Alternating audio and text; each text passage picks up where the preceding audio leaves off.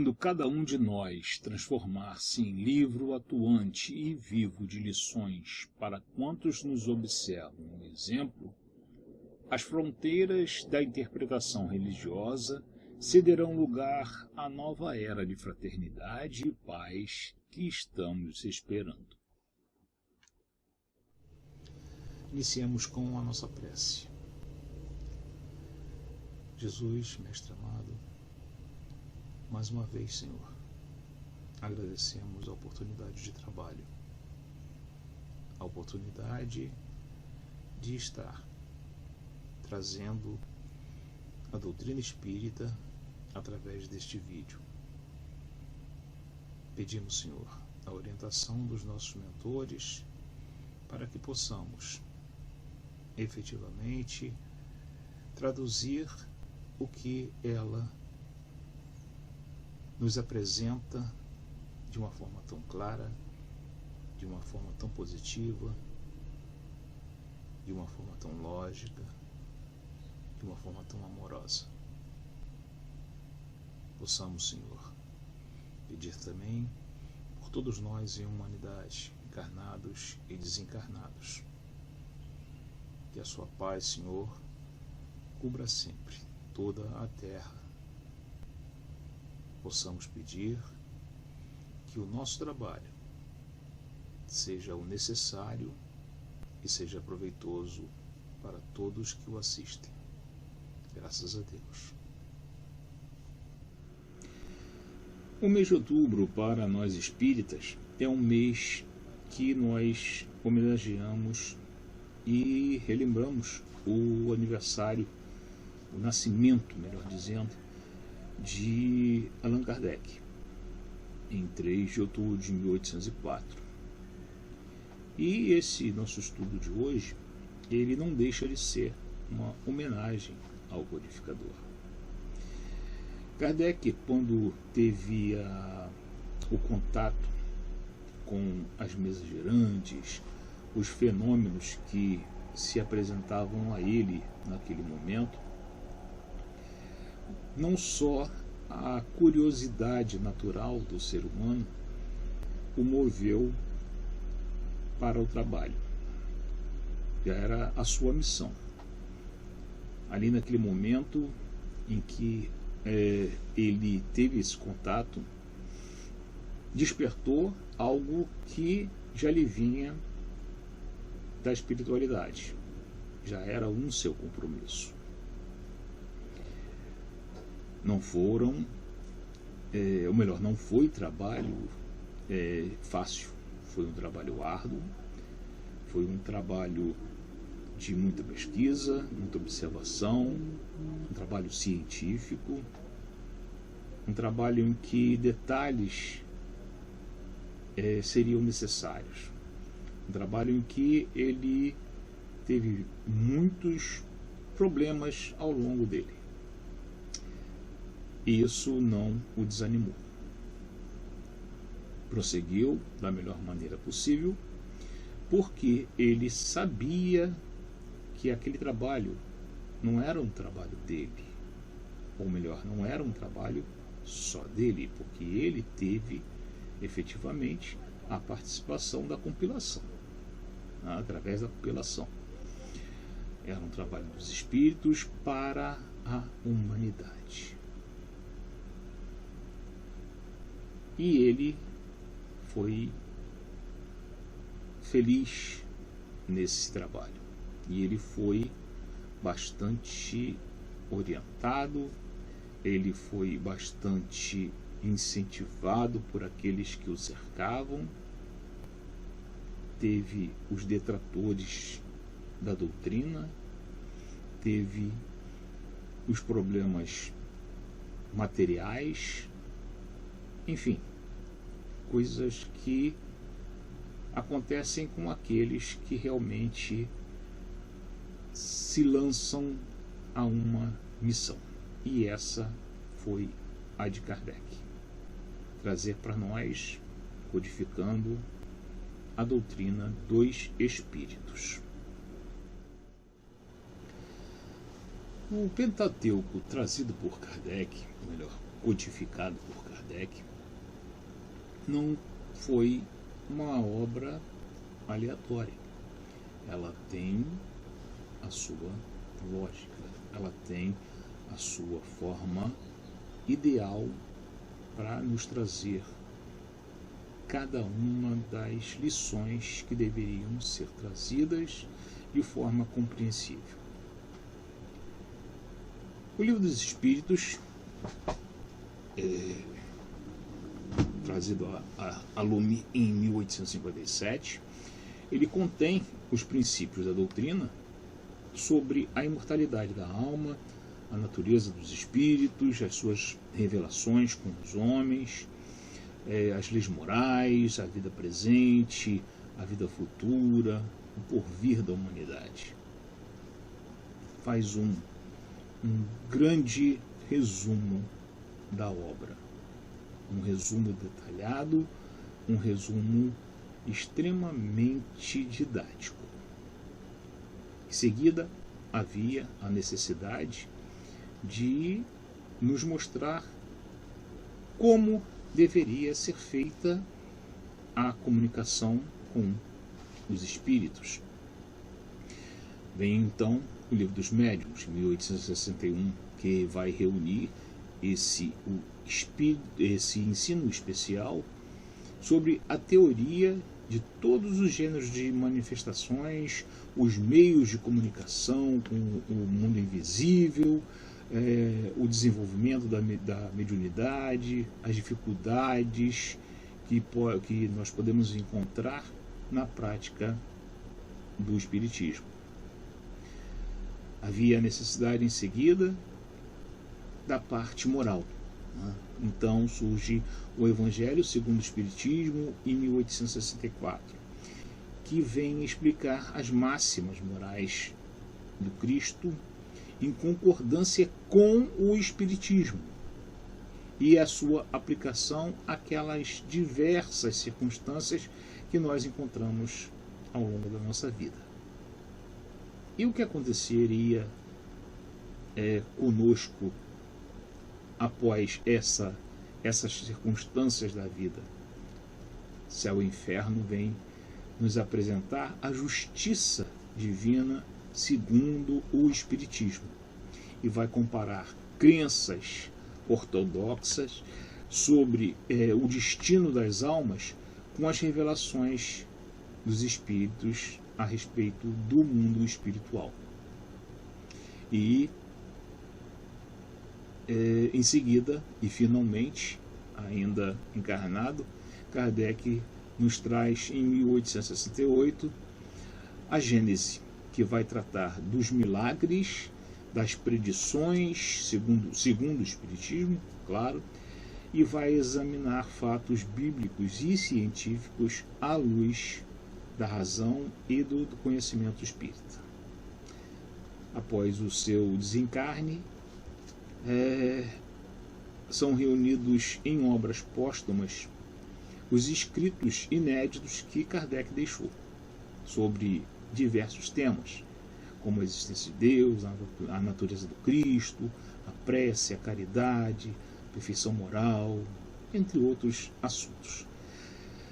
Além dessas obras, Kardec também publicou outras obras complementares, como o que é o Espiritismo, que nós devemos sempre recomendar àquelas pessoas que estão iniciando no Espiritismo, porque é uma coisa bem resumida, bem mais didática, bem mais fácil de ser lida e entendida para os que iniciam.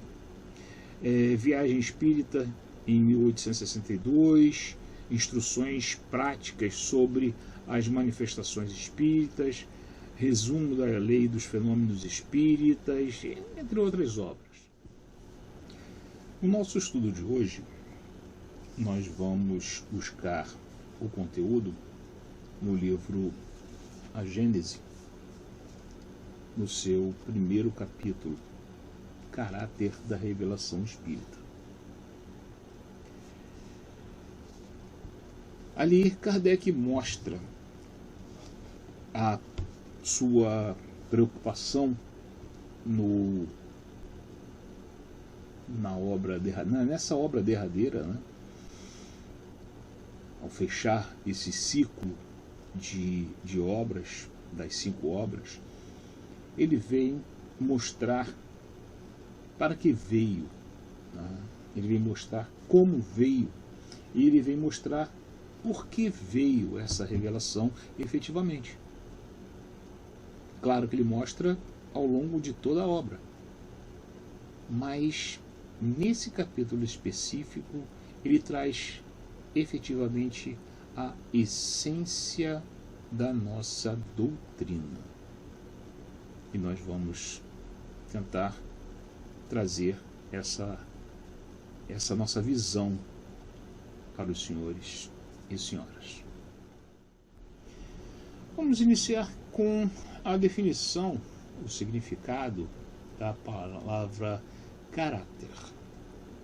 Claro que nós fomos buscar no nosso dicionário e diversos sentidos temos para a palavra, diversos significados temos para a palavra. Então, caráter significa feitio moral, qualidade peculiar ou especificidade. Nós entendemos, para o nosso estudo, que o melhor termo a ser utilizado aqui será qualidade peculiar. Ok?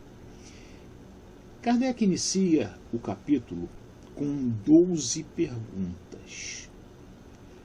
Ao longo desse capítulo, todas elas ele responde. Nós vamos nos ater particularmente às 2 primeiras.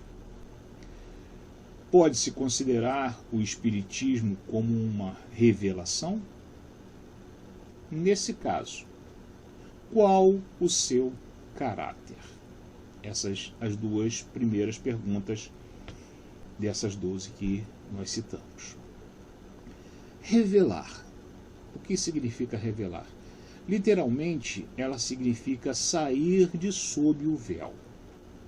E, figuradamente, dar a conhecer uma coisa secreta ou desconhecida. Tudo que a ciência nos faz conhecer, o que é misterioso na natureza, é uma revelação. Se no tempo de Kardec, o século das luzes, já se poderia dizer que isso é incontestável, hoje a ciência está nos surpreendendo a cada dia. A cada dia ela nos traz algo que nós desconhecemos ou que é em secreto, também podemos dizer assim, né? Mas vamos nos ater a isso, ao que era desconhecido. Bem, e quem faz essas revelações? Independente de ciência, de qualquer tipo delas, né? Qualquer uma delas. Vamos lá. Um professor, ele é um revelador. Vai nos trazer algo que nos é desconhecido, né? Por quê? Porque ele vai ensinar aos seus alunos o que eles não sabem, o que não teriam tempo nem a possibilidade de aprender sozinhos. O professor, porém, ele ensina aos seus alunos aquilo que também aprendeu de outrem. Kardec classifica, então, o professor como um revelador de segunda ordem. Revelador de segunda ordem porque ele busca e aprende e traz para outras pessoas. Por outro lado, aquele que ensina o que descobriu por si mesmo, Kardec classifica, ele é um revelador primitivo, né? Ele classifica como o um homem de gênio. Nesses homens, nós podemos notar as faculdades transcendentes e conhecimentos inatos que eles desenvolvem muito facilmente. Mas quem são esses homens de gênio? Alguém favorecido por Deus? Se fosse assim, Deus seria parcial e não poderia nos avocar todos os seus atributos.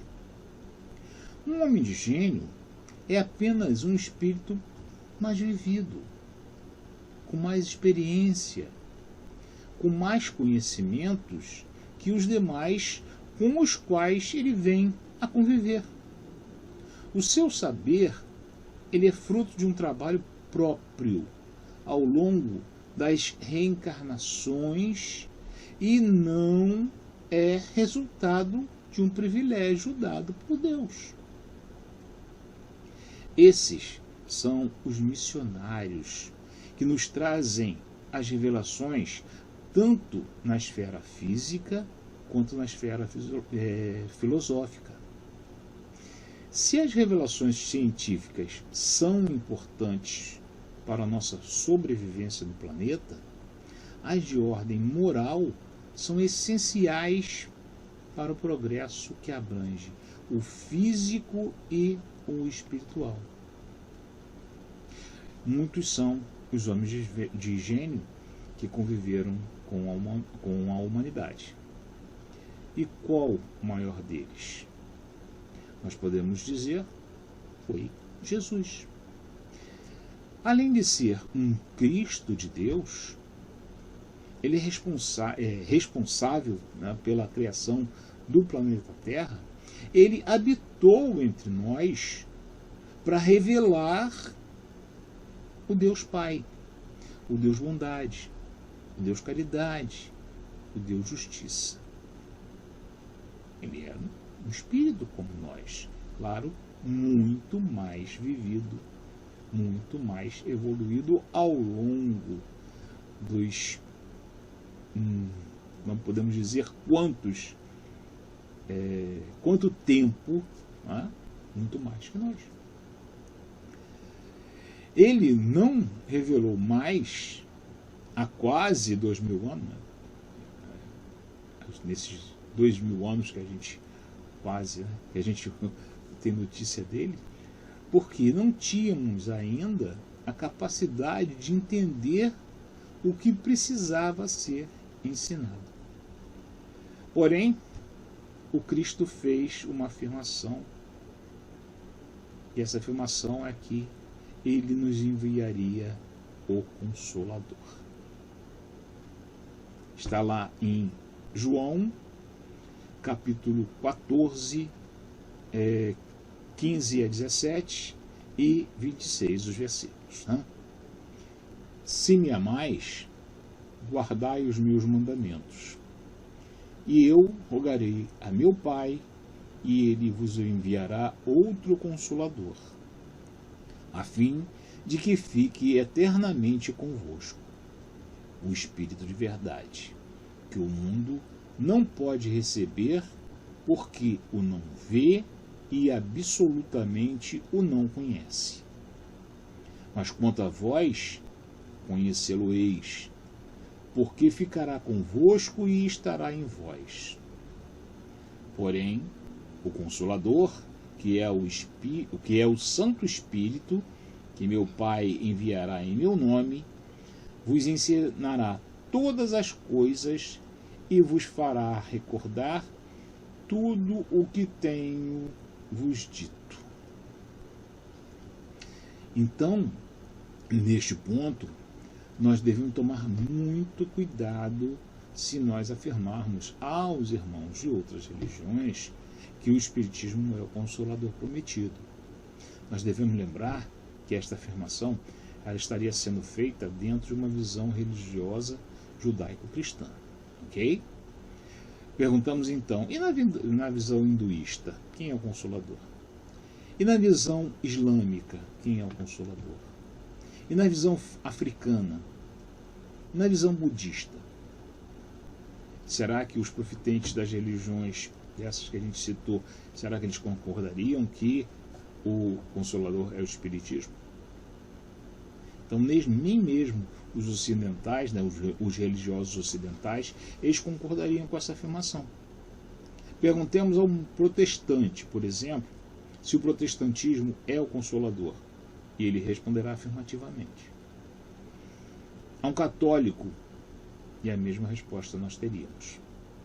Então nós devemos estar sempre atentos que o Consolador será sempre aquele que trará a todos os povos e religiões a certeza da existência de Deus e da imortalidade da alma. Tão logo a razão triunfe sobre os preconceitos. Kardec. Tão logo a razão triunfe sobre os preconceitos em cada uma de todas as nossas religiões. E, portanto, o Espiritismo não é ele que fará essa mudança, mas sim quando, o importante, quando a sua forma racional de analisar todos os aspectos da existência humana estiver presente em todo ser humano e, consequentemente, em toda religião. Porque aí estará o bem, considerando-se a seguinte definição: mal é tudo aquilo que é bom apenas para mim, e bem é tudo aquilo que é bom para todos. Então, para nós, o Espiritismo é o Consolador. Mas, evidentemente, para todas as religiões, a sua religião é o Consolador. Tá? Então, não é o Espiritismo sendo a religião do futuro, mas a sua essência. E isso é o que Kardec se preocupou em explicar nesse capítulo de A Gênese. Ok? Então, depois dessa nossa elucubração, nós podemos afirmar que a doutrina espírita é uma revelação. Vamos considerar dois aspectos. Revelação, a revelação, né? Revelação é conhecer o que é secreto ou desconhecido. O Espiritismo faz isso como uma ciência até. Segundo, os aspectos filosóficos, científico e religioso da nossa doutrina. Podemos afirmar que o Espiritismo nos faz conhecer ou entender o que estava em segredo ou que nos era desconhecido? Nós entendemos que a resposta a essa pergunta ela é afirmativa. Por quê? Ao longo dos séculos, muitas coisas eram tomadas como sobrenaturais, miraculosas. E com o advento da doutrina, a maioria delas pode ser explicada. E como podemos confiar na verdade dessa revelação? Inicialmente, pelo método empregado por Kardec, pelo codificador, puramente científico, através da observação e comparação. Mas mesmo aplicando a observação e a comparação, Kardec poderia ter sido enganado por espíritos inferiores? Sim, poderia. Porém, além da lógica e da ciência, Kardec não se afastou da recomendação de João em sua primeira epístola.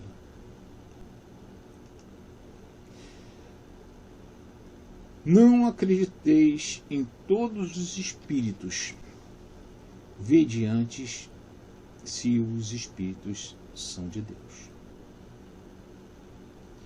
Observando cada publicação, nós podemos ver a preocupação de Kardec com a verdade ao analisar cada uma das mensagens recebidas. No seu aspecto filosófico, ele nos clama a raciocinar e se permitiu literalmente a apresentar hipóteses, estendeu, melhor dizendo, esse privilégio para todos nós, seguidores da doutrina. A apresentação de hipóteses. No seu aspecto científico, ele não se afastou 1 milímetro do que a ciência da sua época apresentava para o mundo físico e trouxe ainda o aspecto espiritual. E, finalmente, o aspecto religioso buscou não só a palavra do Cristo, como o entendimento de vários missionários do bem, considerado o bem como nós definimos anteriormente. Ele não esqueceu nem mesmo os espíritos inferiores, mostrando indulgência. Ele deu a eles voz em diversas oportunidades durante essas análises, particularmente na obra O Céu e o Inferno. Isso quer dizer que a doutrina espírita é a única que recebe essas revelações? Ou melhor, que recebe revelações? Não. Todas as religiões tiveram seus reveladores e estas eram apropriadas ao tempo e meio em que viviam. Infelizmente, em todos os campos, quer religioso, quer social, quer econômico, quer político, a deturpação da ideia é feita pelo homem. Como ocorreu antes com as cruzadas, com a Inquisição, o nazismo, hoje nós vemos parte de membros da sociedade e religiões procurando submeter outras pela força da mentira, da manipulação econômica, da força bélica e até pelo terrorismo. Se a doutrina espírita recebe suas revelações pelos espíritos e as demais não admitem este intercâmbio, as revelações daquelas, dessas outras, provêm diretamente de Deus? Ou seja, quem admite as revelações através dos espíritos são os espíritas. E as outras? Não admitem. Será que elas vêm diretamente de Deus? Kardec responde: é uma questão que não ousaríamos resolver nem afirmativamente, nem negativamente de maneira absoluta. O fato não é radicalmente impossível, porém, nada nos dá dele prova certa. Ok? Então, Kardec diz que não é impossível. Não é? Mas, considerando o que nós aprendemos até o momento, dentro da doutrina, nós podemos ingerir que é pouco provável, porque a comunicação do mundo espiritual com o ser encarnado se torna mais facilmente eficaz, pelos espíritos próximos à matéria. Os espíritos puros, eles têm a capacidade de se impregnar com o pensamento de Deus e vai transmitir esse pensamento a outros menos evoluídos. Então, nós podemos concluir que as revelações às demais religiões foram feitas através de missionários, espíritos de gênio, né? Nós falamos anteriormente, né, sobre espíritos de gênio, ou de manifestações mediúnicas, as quais eles não compreendiam e não compreendem ainda, ou aceitavam como tal, uma coisa mediúnica. E a doutrina espírita, ela tem duplo caráter: revelação divina e revelação científica. A primeira, ela é providencial. Ela vai ser trazida por espíritos e não criada pelo homem. Já na segunda, ela, por ter sido ministrada a todos ao mesmo tempo, por necessidade do trabalho, da observação, da pesquisa, pela necessidade de raciocínio e do livre-arbítrio, por ter recomendado o exame constante e por não ter sido ditada completa e nem imposta a fé cega. Então Kardec teve todos junto, né, os espíritos com Kardec, melhor dizendo, né, tiveram toda essa preocupação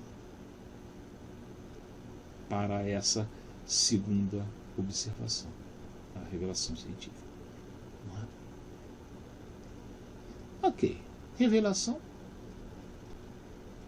tudo bem, vimos. Que caráter?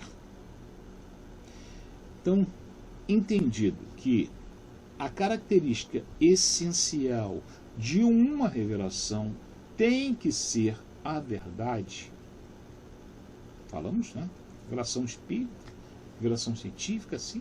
Se não for verdade, mas como é que a gente pode entender que seja algo que nos traz uma verdade, nos traz algo que nós não conhecíamos, não entendíamos, ou nos era secreto, tanto no campo científico quanto no campo filosófico religioso. Entendido que toda revelação, por verdadeira, está de acordo com a lei natural ou lei divina e nos é revelada ao tempo de nossa necessidade pela vontade de Deus.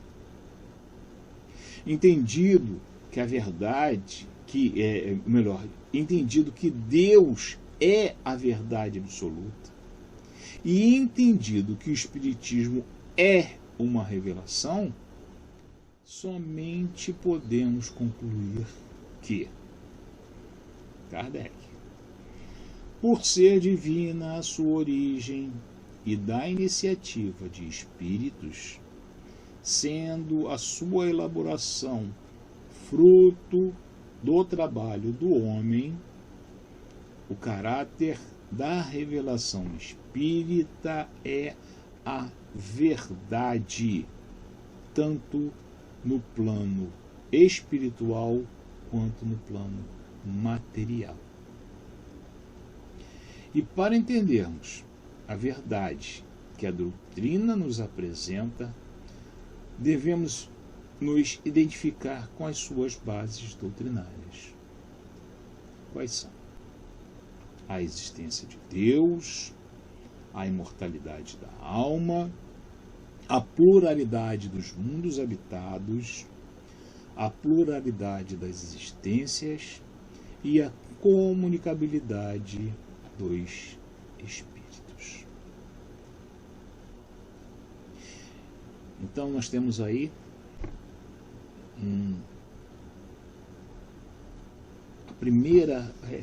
o início desse capítulo. O início.